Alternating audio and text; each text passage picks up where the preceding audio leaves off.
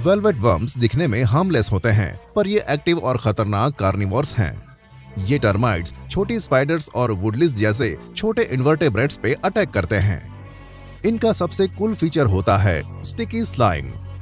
ये स्लाइम वो अपने माउथ ट्यूब से शिकार पर शूट करते हैं। ये स्लाइम इतना चिपचिपा होता है कि शिकार हिल ही नहीं पाता है। उसके बाद ये वर्म अपना डाइजेस्टिव सलाइवा निकालता है, जो इनके शिकार को नरम करता है और फिर धीरे धीरे ये उसे खा जाता है। जो भी अनडाइजेस्टेड पार्ट्स होते हैं वो वर्म के पीछे से बाहर निकल जाते हैं। और हाँ, ये स्लाइम सेल्फ डिफेंस के लिए भी यूज होता है। अगर एक बार इसे देख लिया तो भूल नहीं पाओगे। सालामांडर्स भी बड़े इंटरेस्टिंग होते हैं। अगर इनका अंगूठा कट जाए तो ये फिर से ग्रो हो जाता है। अगर इनका हार्ट या स्पाइनल कॉर्ड का पार्ट भी निकल जाए तो वो भी रीजनरेट हो जाता है। सबसे फेमस सालामांडर है एक्सोलॉटल, जो मैक्सिको सिटी के लेक्स में मिलता है। ये सालामांडर दुनिया का पीटर पैन है, क्योंकि अपनी पूरी लाइफ ये बचपन के ही अपने पूरे फीचर्स के साथ रहता है, जैसे कि उसके गिल्स।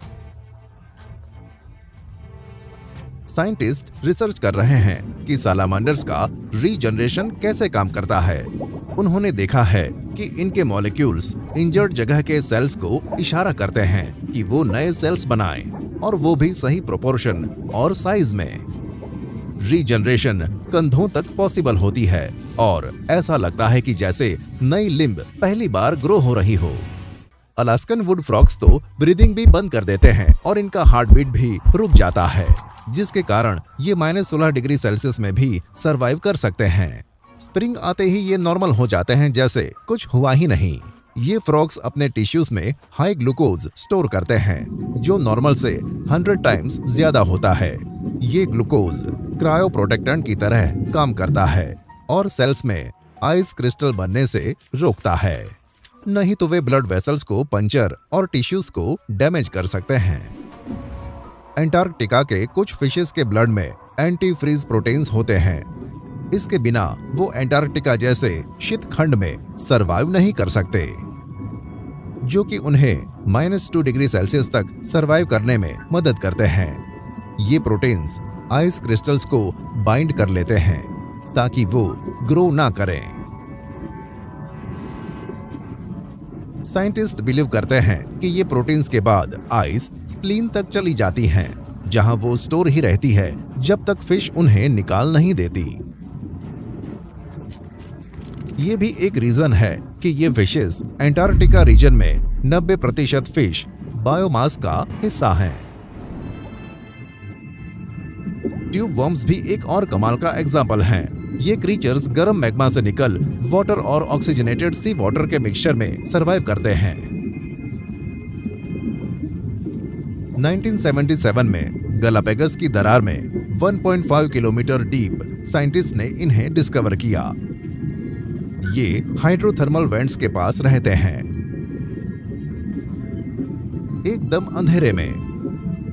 इनका बेस गर्म फ्लूइड में होता है और टॉप ऑक्सीजनेटेड वाटर में रहता है। ट्यूब वर्म्स 6 फीट तक बड़े हो सकते हैं और इनका कोई डाइजेस्टिव सिस्टम नहीं होता। इनके रेड प्लूम्स हीमोग्लोबिन से भरे होते हैं, जो ऑक्सीजन, कार्बन डाइऑक्साइड और हाइड्रोजन सल्फाइड को सर्कुलेट करते हैं। इन ट्यूब वर्म्स के अंदर बैक्टीरिया होते हैं जो कार्बोहाइड्रेट्स और प्रोटीन्स बनाते हैं और वर्म को फीड भी करते हैं। पफर फिश अपने साइज से 2x ज्यादा स्वेल हो सकते हैं। क्योंकि ये धीरे तैरते हैं, इसलिए वो स्पीड से बचकर नहीं निकल सकते। जब भी खतरे में होते हैं तो इनका लचीला पेट पानी से भर जाता है। इनके कुछ कजिन्स के पास स्पाइंस होते हैं, जो फूल जाने पर बाहर आ जाते हैं।